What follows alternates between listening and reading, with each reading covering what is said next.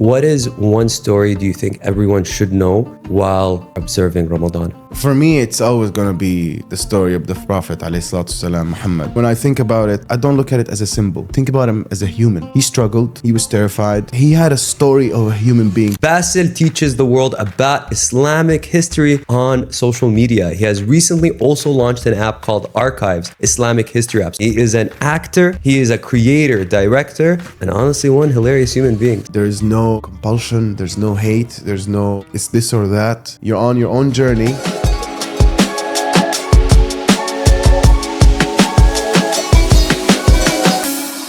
Welcome to another episode on Yalla Let's Talk. Today we have a Ramadan special with Mr. Basel. Hala wallah, hala. Yalla, let's talk. Habibi, yalla, we're gonna talk. It's an honor. I've known you for years on social media, and we've done a few things together. And now this is the first time we're actually meeting in person. Yeah, from virtuality to reality, I guess. Crazy. Yeah, and man. For this Ramadan special. So, alhamdulillah. Alhamdulillah. And what I absolutely love about your content and what you're doing and putting out in the world is that you're really educating people about the history of Islam in a very fun and interactive way where anyone can digest it. Like I was telling you like a little earlier, it's kind of like you're the cooler, more hip Arab version of Miss Rachel, but for the young adults as well. Yeah, man, I'm glad I come off like that because that's the whole point, you know. I want it to be easy to digest. I don't want it to get boring, and I want it to be, you know, when you combine comedy and interactive with history and learning, it's easy for you to learn it and remember it rather than just, you know, like reading a book or something. For me personally, Absolutely. that's like boring. Absolutely. But you got to make things more entertaining, especially when people are like doom scrolling. Absolutely, and I feel like a lot of times in Ramadan, we're reflecting and we want to consume more Islamic content and learn more about our history and heritage. So I definitely think what you're doing is one, important, but it's also so aligned in what we want to consume in Ramadan. Thank you, man. Appreciate it, really, Anjad. I appreciate you. And Basel, so now that you've studied Islamic history and you're putting it out to the world, what is one piece of Islamic history that surprised you the most? It's a story, actually. I don't know if you know the story of Abu Lahab. Tell us about Abu Lahab. Abu Lahab was the Prophet ﷺ's uncle, and he was one of like his enemies, or like he was one of the most like infidels, they call them, or whatever, that he never believed, and he wanted to disapprove Islam so badly, and he was so egotistical and big-headed, right? And at that time, revelations were still coming, like the Qur'an was still being revealed. And God revealed Surah Al-Masad, if I'm correct, and it's Tabbat Yada Abi Lahabin wa Tab, where he's talking about how he's going to punish Abu Lahab. And Abu Lahab was alive in that moment. And at that time, the whole basis of the Quran was that it's God's word, it's true, it's never wrong, right? And Abu Lahab knew that there was this surah about him, that he was going to, you know, burn hellfire or whatever and be punished. But he could have disapproved Islam with one sentence, even if he pretended, even if he lied about it, he would have disapproved the whole religion before it grew. But he was so egotistical that he never did. All he had to do was take a shahada, even if it was fake, even if it wasn't like from his heart. All he had to do was say, Ashhadu an la ilaha illallah, ashhadu anna Rasulullah, and he could have went to the Muslim and said, hey, I'm Muslim now. God's forgiving, God forgave you, so the Quran, he's saying he's going to punish me, that's wrong. But he didn't. He would never take the shahada. He would never just succumb to his, like, you know, to what the Prophet was doing and the revelation, because he was so big-headed. And for me, that plays like a role in everyday life till this day, yani. Tell us a where little we're bit so more. egotistical, we're so stuck up to what we want, and we're so, you know what I'm saying? And when that happens, you kind of forget and you start getting blinded by the truth or by whatever the other person is saying. Even if it's, for example, you're talking to your wife and sometimes there's ego, and you forget to see and be understanding of their point of view because you're so stuck up to yours. So it kind of plays part. And for me, when I read about that and heard about it, it was just, for me, it was like, oh my God, I can't believe it. Well, thank you very much for sharing. I'm very curious. So with the story, you said one of the takeaways is our ego can really harm us, as from what I understood. What is the takeaway from this story? drop your ego. Everything's gonna be good. You know, it's not that big of a deal. And I always apply a thing where I say, even if there was some problem or a tragedy or a situation with work or whatever, Yeah. always think, in 1 year's time, will I care about this? You will not. So if you're not gonna care about it, there's no reason for you to fall under or to fall deep into depression or into misery or whatever it is. يعني إنه خلاص, it's gonna be okay. This too gonna shall be pass. okay. You know. This too shall pass. Yeah. I love that. And right now, in terms of even Islamic history, for those who are studying it during Ramadan, trying to get closer to God, what is one story do you think everyone should know while they are observing Ramadan? For me, it's always going to be the story of the Prophet ﷺ, Muhammad. You know, and when I think about it, I don't look at it as a very important. I don't look at it as a symbol. You can, of course, he is a symbol, of course, but I see him as think about him as a human. He struggled, he was terrified, he got betrayed, starved, everything you can think about. He had dealt with loss of his own kids. He had a story of a human being, but he still kept going. No matter what, he still kept going. And he's the most praised human in history till this day. So that's what I always would like someone to always start with. And when you're going into the story of the Prophet ﷺ, go in it understanding that he was a human being. That he was a human being. Yeah. And I am curious, because we're talking about the whole topic of being a human being and the journey with faith. How did Basel become closer to God? You know, it's funny. I was born and raised here in Abu Dhabi and Dubai. And I was close, but not as close as I am now or as close as I wanted to be. Of course, my family and my parents did teach me how to pray and and when I went to school, I learned about Islam and everything. But I always questioned, which is the whole point of when you're learning about faith and learning about something, is to question things. And I don't think I had a good Islamic teacher. Because when I would question things, it's like, no, you're not allowed to question, or get out of the class, or no, it's just, this is it, you just go. But there's always an explanation. There's always a way for you to make me understand, what am I believing in? What is all this? For you to have faith in something, you need to understand it. And I don't think that was going on. I think when I got closer is when I was alone, living for like 9 years in London, in the UK. And I think there is where I just, you're dealing with, you're alone, you're just working 16 hours a day or whatever, and you're just hustling and you're distracted and you don't have any friends, and, it's either you succumb to the drugs and the alcohol and that lifestyle, and like the temporary interactions with people, or you can go down a rabbit hole on YouTube about Islam.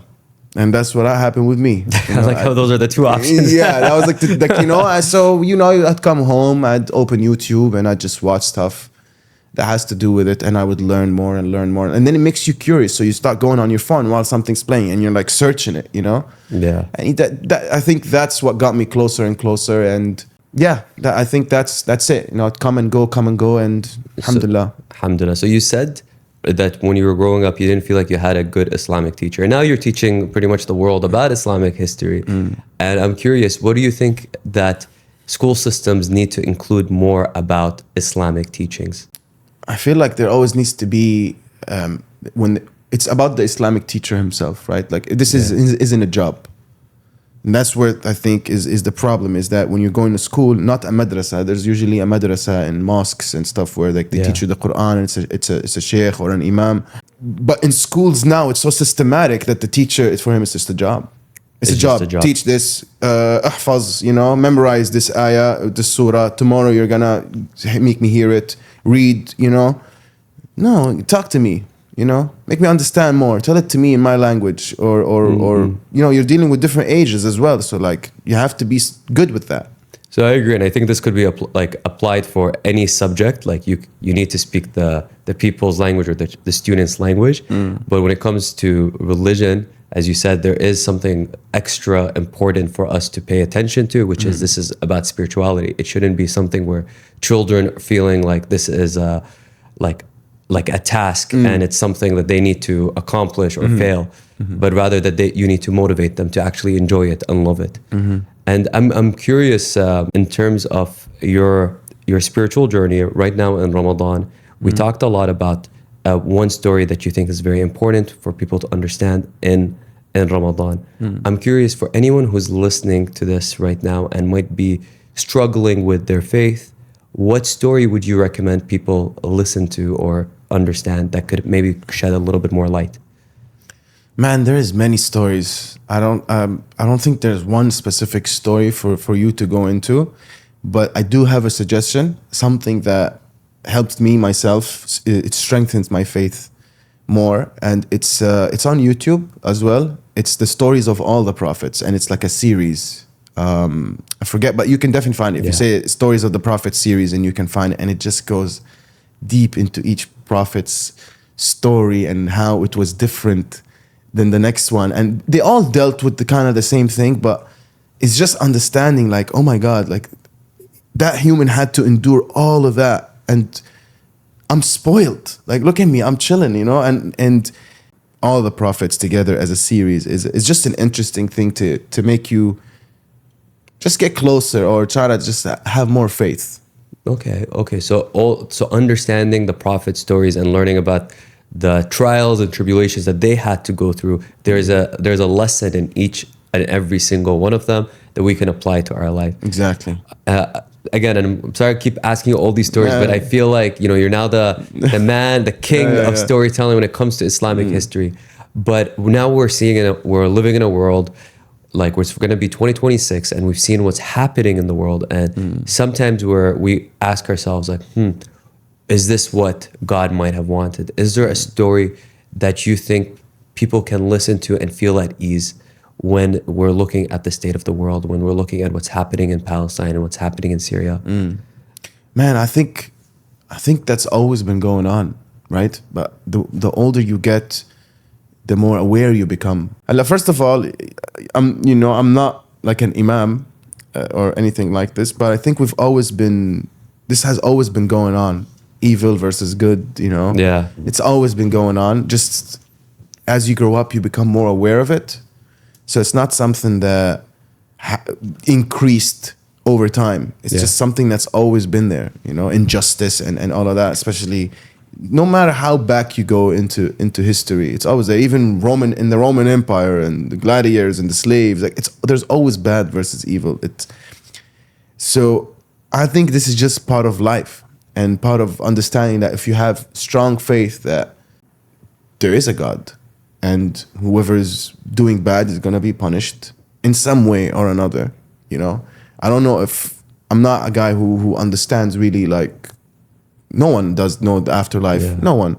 But for example, when I look at the prime minister now of Israel, Netanyahu, I can't like think that this guy is just gonna, even if he dies with a kidney failure, I cannot in my heart believe full-heartedly that nothing is gonna happen to him. It's impossible. It's impossible to cause this much mayhem and not be punished for it. There has to be some way of punishment. So that's when you start to believe more that there has to be a God. There has to be a divine power. Yeah. So that's all you have to understand, is that there's a divine power and there is a God, and those people will have what's coming to them. And I think that's part of faith is it's like the iman, is you have to believe that there is going to be like, what is the word? Like karma? Or maybe that's another cool, religion. Cool. I mean, cool, but that's in life, Yeah, but there's going to be this whole concept of like justice will be served at some point. And that's why, like you said, all throughout our history, there's always been good versus evil. And what's interesting is that sometimes like they can take what's going on, for them, they justify it as good, right? So it's interesting to see how this dynamic will play out. Yeah, man. I'm curious. I keep saying the word. I'm curious because there's a lot of curiosity right now. It's all good. As someone who is, let's say, observing Ramadan right now, and they're in a group of friends, and they're like, "Hey, I'm not sure." Like they're feeling pressured not to fast. Is there a piece of advice you'd want to tell that person who's listening when they feel like everyone around them is not fasting, but they also want to fast, but they're getting this peer pressure, being like, maybe we shouldn't be fasting right now? Yeah, so to be honest with you, this is what I started realizing hatta here. When I started going to work, I started working here in Dubai in a company, I started realizing that Ramadan lost its importance here. That if you're fasting, you're weird. Like you're working, it's fine, you know, like it's fine. You don't have to fast and whatever. All I gotta say is one thing. It's like, do you want to follow the herd? Do you want to be like everyone else? Not just in fasting. Do you want to be different? Do you want to be stronger or do you want to be weak like everyone else? That's the only thing I gotta tell you. I don't want to be like everyone else. I try to think I'm special. You have to think that too, right? You have to think that you're also special in your own way. Like everybody is special in their own way. No one's better than anyone, but I am better than you if I'm fasting and you're not, and we're both Muslim. Okay, now actually, this is a follow-up question. Let's say you have a little Fatma or Ali who's not fasting, and you're fasting, and you're listening to this and be like, yo, I need to tell them to start fasting. What are your thoughts about preaching to your friends that they should be fasting if they're not fasting? I don't know what to tell you this, man, but like I think fasting and praying is just something that has to be in your system, you know? And I can preach and I can tell you to fast and I can tell you should pray and all of this and do my job as a brother, but if you don't have it in you to understand and to open up to this, I can't force it. You know but what I'm my saying? question is, should you tell Ali or Fatima? Should I tell them to Yeah, fast? should you tell them? You tell them once, twice, and then you just leave it be. And then you let it be. Yeah, but you have to also approach it in a way it's like, yo, you know, you're Muslim and I'm Muslim and we're all Muslim. You have to fast. You know, it's part of the pillars of Islam and it's good for you. And in Ramadan, usually I also, like, I'll make videos about this where why fasting is good for you. Oh, like the benefits of fasting. The benefits of fasting. Yeah. You know, why would God ask us to fast? It's not for him, you know? It's for us. Very it's valid. for you, right? Like it's not forced upon you because it doesn't benefit him. There's benefits, absolutely. I'm just thinking right now, like this person's gonna be listening to this. They're gonna go to Ali, and Ali is gonna be like, "Yo, Basit, I'm Christian." It's like not even Muslim, but so You're good then, I respect everyone's faith. Yeah, of course. There's la ikraha fi din. You can't. There's no compulsion in religion. Absolutely. But thank you very much for sharing that. And anyone who is listening, just know that there are benefits, and you can always approach to your friend in a very kind way. But at the end of the day, like you said, you cannot force anybody. Everyone has their own journey and their own path to go to. This podcast episode is sponsored by Sucker, or Sukkar in Arabic, an electrolyte sugar-free lollipop made with natural ingredients. Yalla, stay hydrated with Sucker lollipops. Perfect for post-gym workouts, raves, or if you have a sweet tooth and want something guilt-free. This is only 20 calories and no added sugars. This is actually very yummy. Get your suckers on sucker.world and you can use the code YALLA, YALLA. Yalla, let's stay hydrated. So I want to now go back to the stories and go back to history because I think what you're doing is so valuable and important. And I feel like anyone who might not necessarily know about Islam would want to know, how did Islam spread? Can you tell us a little bit more about how Islam spread to the world? I think if I'm correct, I think it spread through conquest. Just through conquest. And also the very important thing is when you're spreading, it was spreaded without force. So let's say I come and I'm on conquest now and I took over Persia. Like, you know, they took over Persia and they broke the Byzantine Empire in Syria and that was the two biggest empires at the time. And Khalid bin Walid, he was the one that did it and won these battles and wars. But even when they came and khalas, this place is Muslim now, they didn't force these people to become Muslim. They didn't force anyone to become Muslim. They allowed everybody to practice their own religion because that's one of the things that you as a Muslim has to believe in. Like, I cannot force you to become Muslim, but what I can do is I can show you. I can show you what Islam is about. I can show you what are my core, what's my core when it comes to Islam. For example, helping the poor and taking care of orphans and being nice. And it obviously reshaped how marriage is between two people and how to take care of your kids, and everything. It's hit on everything. Obviously, you know, the Quran touches on every single thing. There's not one thing missing. And it invites education, and you know, it's just, I think the way Islam was at that time is what made people believe in it more. Okay. This is very interesting because you said that there was no force in Islam. Maybe the person who, like, maybe I want to challenge that. So when you're saying force, so, you know, we know that Islam is the fastest growing religion. Is it the second or is it the largest? I think it's the fastest. It's the fastest growing religion. Yeah. And when you're saying through conquest, was conquest always peaceful? No, of course not. I mean, not always peaceful, but it was an order to spread it. It was an order from God to, because here's the thing. It's not like a third Abrahamic religion. They're all one Abrahamic religion. It's just solidified everything that came in the past with Christianity and Judaism. So when you say conquest, no, there was war and there was rules of war, you know. But for example, Yathrib, which became Medina, there was no battle there. The only battle that happened was Quraysh coming to battle them, you know. But when they entered and opened in Medina, it wasn't Muslim, but there was no battle, there was no war. They accepted it like it was normal, right?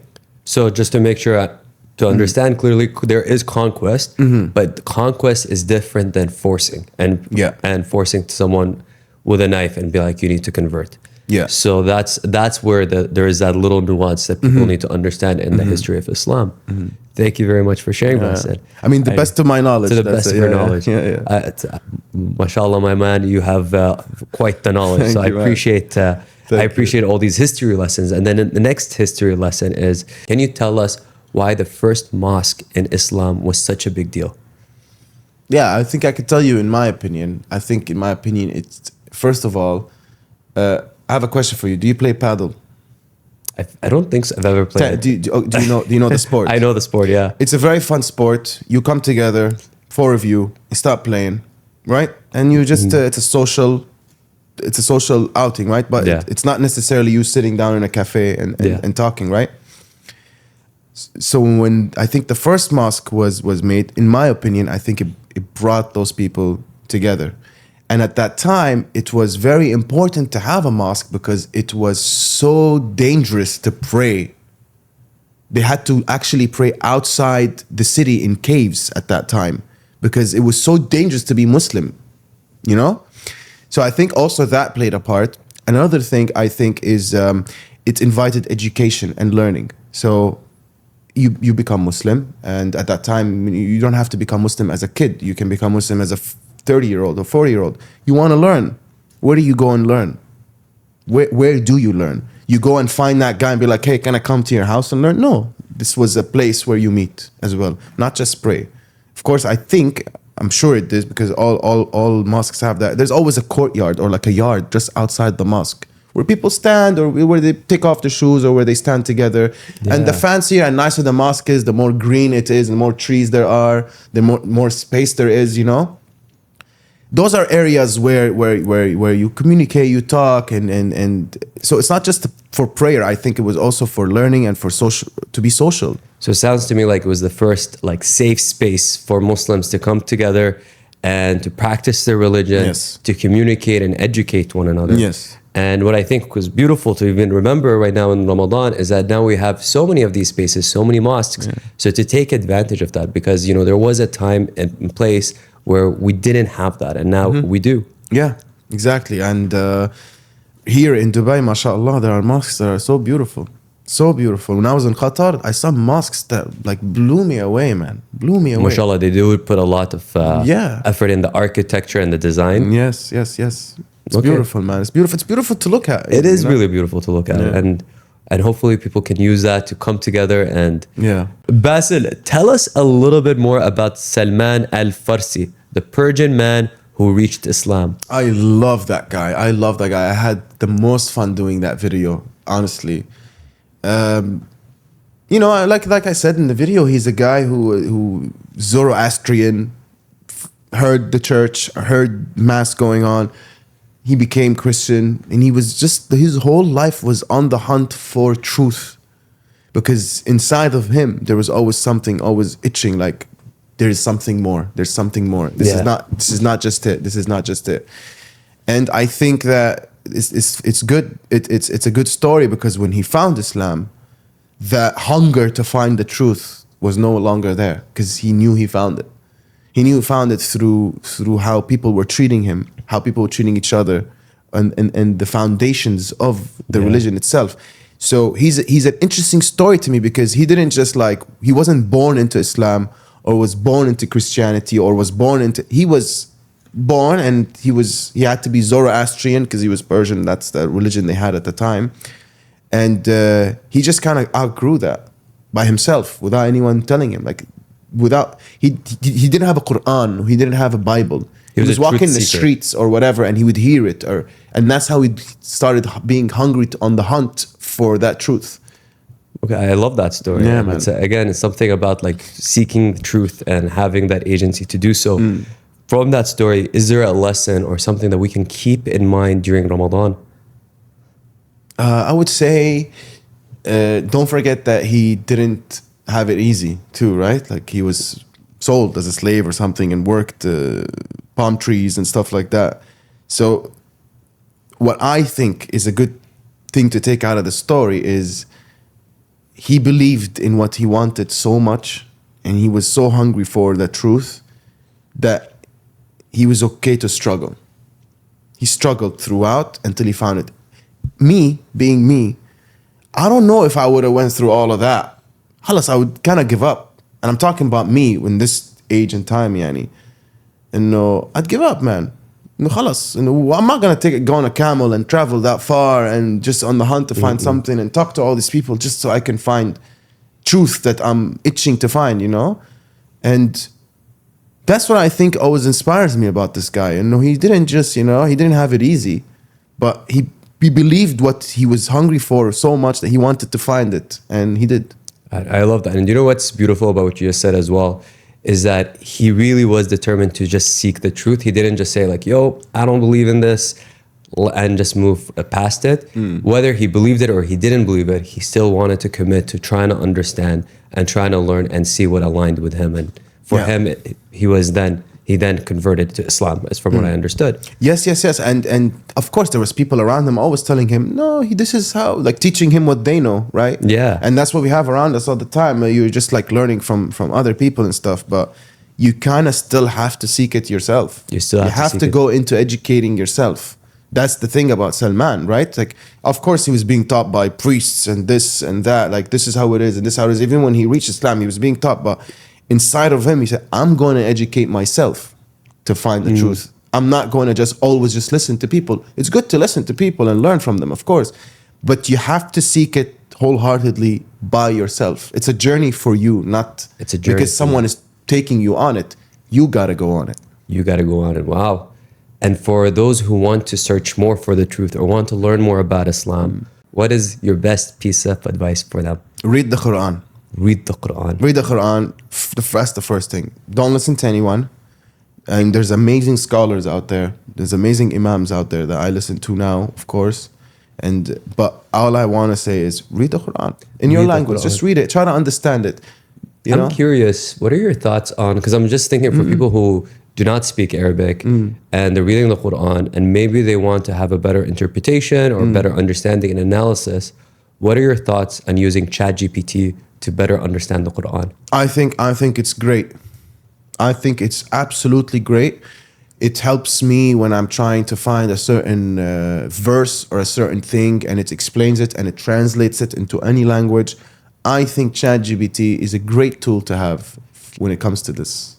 I'm curious to see what people are going to have to say about this, because I do agree. I think ChatGPT, I rely heavily on ChatGPT, but I'd also be concerned and be like, could it be skewed or could it be biased or could it present information that's interpreted in a certain way? I don't know.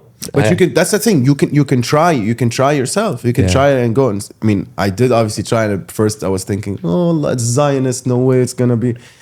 No, that thing, it was 100%, man. It was Zah. on point. And I think whoever built it or the system itself, I don't think it's biased to any way. I just, myself, my personal opinion, I don't think it's biased. I think if you ask it a straight question, it will answer you that question. And I think if you put it in the prompt, so actually, do you know what would be a cool idea? If you had like a prompt for ChatGPT to being like, based on Islamic history and the stories of the Prophet, what is something I can learn about for myself today?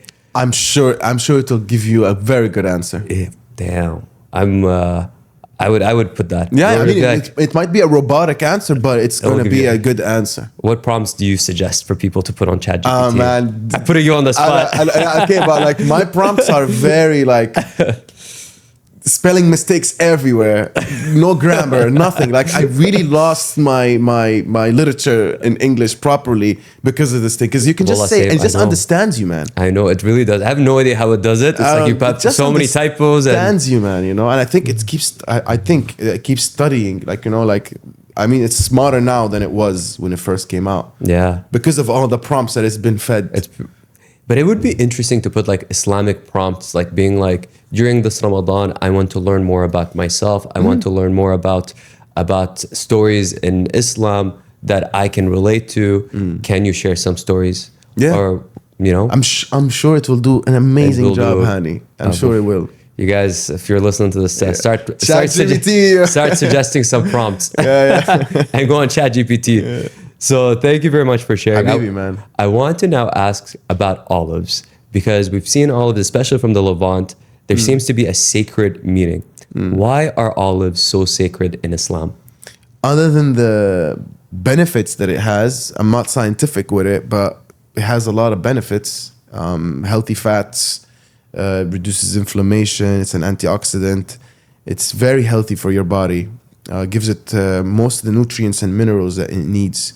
You know, not vitamins. This is something else. Something I don't know else. how people come up with vitamins. This is not for me. I don't know what role vitamins play, but we are made of minerals.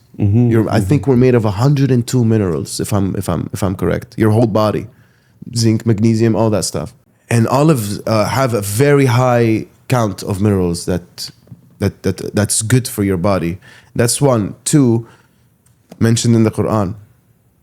You know, it's in the Qur'an. So if it's mentioned in the Qur'an, there has to be some truth to it. There has to be all the truth to it. And when you go and you ChatGPT or you Google why are olives good for you, it just won't stop, you know. And another thing is, everything is energy, man. Everything is energy. It's what I believe in. Everything is energy, sound, light, and God calls olives like something to do with light that are related to lightness, to being to light, you know. So you are what you eat, right? And when you're eating good things, when you're eating this olive that's mentioned in the Quran, that's also something that represents light. I don't know. I just feel like it enlightens you the more if you make it part of your diet. And olives. Yeah, but not like you can't like do olives in like a burger, right? You know, like olives has to be joined with like a healthy diet, and it's a tree that I don't know if I'm right about this, but it takes hundreds of years to grow. That's why they're so sacred in Palestine. The olive trees, they take hundreds of years to grow, man. It's not like just like a normal tree. That's a very long time for a tree to do this. And yeah, that's it, man. And that's what I think about olives.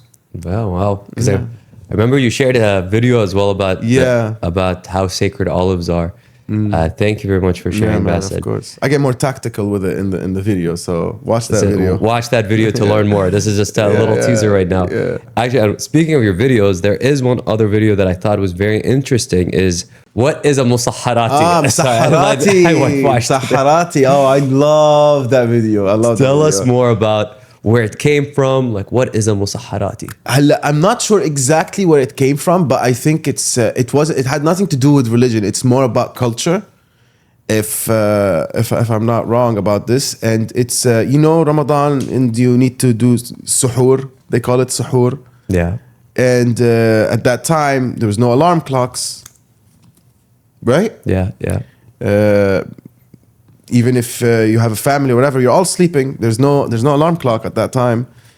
So that is who was in charge of, like, you know, hitting the drums and shouting to wake up to do suhoor before you start praying Fajr. So Musaharati is simply an alarm guy. I would call him. And I just thought it was very funny, and I would always place funny scenarios in my head where, like, he knows these people personally. Yeah. So if, like, they don't wake up, and he kind of, like, outs them, like, hey, and he's shouting, like, the whole neighborhood can hear, like, hey, wake up, I know you're not waking up, I know you're asleep and you're not, you know. So I just thought it was a funny thing, but also it's very important at that time to wake up for that time to pray and eat and get ready for Fajr. Yani. I was gonna say, like, Loki, even though we have alarm clocks, I feel like our parents are our musaharati or our siblings. They're still there. I think until this day it's still going. Like, for it to have in some places in Egypt and so on, but I think it's still going. The Musaharati has become like a symbol. Really? Very cool. Yeah. Honestly, I think we need to remove the alarm clocks and just have a guy just shout, you know? But what if you're like on the 30th floor? At that time, I think there was only like one floor or something. So they just keep going back up. Yeah. Oh, but that's a really cool like fact. And I feel like when it comes to Ramadan, something we can take away from that is that right now we have, even though this was back in the day, and like you said, this tradition is still being carried forward now, we're so lucky that we have this technology that we can actually still wake up if we wanted to. And we don't need to rely on one person. You know, this is the there's so many cons to technology, but this is a pro for sure. For 100%. I agree with you, man. Amazing. And so I want to, before we go to the next part, I wanted to just ask you one last question. Is that anyone who's listening to this conversation, if there's one thing you hope they take away from it, what would it be? I'm not the perfect Muslim. I'm not the perfect guy. I just try my best, and so does everyone, and so should you. And there's no compulsion. There's no hate. There's no, it's this or that. You're on your own journey, and I hope that you find it. And the one thing I just want to tell everyone is pray. No matter what you do, no matter how many sins you commit, pray. That's it. Wow. Yeah, man. Mashallah, man. I'm loving this. Thank you, this man. is Thank you. very motivational. And I think anyone who's listening, I loved how you even started off by saying you're not the perfect Muslim. And I think that's the whole idea of being perfect. We need to kind of just scrap that, right? And because I feel like a lot of people, when they know that they're not, maybe they'll just completely deviate away from it. Whereas what you're saying is that Islam teaches us, like, accepts us as humans, and you got to still try, and like you said, pray. Yeah, I don't chase perfection. Chase a good character. Become a good character. Have a good character where you're happy with yourself, satisfied and successful. You don't have to chase perfection. There's no such thing. You'll never reach it, man. Yeah, and I think something that's very important you just also highlighted right now is I feel like a lot of times in Ramadan or even after Ramadan, we're always trying to feel better externally or like act, saying like, okay, we're doing this, but a lot of it is internal. And what prayer does is really it sort of grounds you. Yes. You learn more about your faith. It's more spiritual. And that's how you can also start building your character and being more at peace. 100%. And I always say this, I tell it to my best friend all the time. I say, all these things are keys. You know, they're keys. Like a prayer is a key to something. Fasting is a key to something. Fasting, it shocks your body, it removes dead cells, it clears your skin, like all the other stuff. For me, prayer taught me discipline. If I can discipline my mind for 5 minutes, 5 times a day, that's 25 minutes out of 24 hours. I did the calculation. It was like 0.00016% of your day. If I can discipline myself 5 times a day during the times that I'm supposed to pray for 5 minutes, I promise you that you'll learn discipline in other things in life. You'll become more disciplined in everything else. Going to the gym, eating good, being healthy, anything that you must be disciplined about. This helps you. This creates that foundation in your brain. It programs it to be disciplined. And it's kind of like goes back to that whole saying, the way you do anything is the way you do everything. And Yes. so everything is interconnected. Yes, man. 100%. I love that. Thank you so much, Basil. But, My pleasure. But before we even end it, I have La, sure, a yeah, what do you have? next segment. What do you have, man? Basil, Yes. you created this incredible app where Alhamdulillah, yes. Alhamdulillah, where you are teaching people about Islamic history. And then at the end of each module, there is a series of questions. Yes. So we're going to see how well you know those answers. Okay, let's do it. This is going to be a little history I've lesson. gone through every single one, so let's hope I still got it. Okay, let's see. So question number 1. Why did the Muslims march to Mecca in 630 CE? I give you multiple choice. You have to Okay. give me Oh yeah. those. A, to trade goods. B, find new land. C, Quraysh broke treaty. D, a drought. I think it's Quraysh broke treaty. Okay, this is embarrassing. This is the only one I forgot to put the right answer. I think so. I think Quraysh broke treaty. Okay, so you got that correct. I hope so. I hope so. too. Go to the app and find that yourself. Find that yourself. Okay, next question. What made the first mosque in Medina more than just a place of prayer? A, as a marketplace. B, for learning and community. C, stored battle weapons. D, the Prophet's home. B, for sure. We just talked about We just talked about Yeah, it for yeah, learning yeah. and community. Yeah, for sure. Amazing. Okay, next question. Where are palm trunks and mud used to build the mosque? A, brought from Mecca. B, symbols of wealth. C, ordered by foreigners.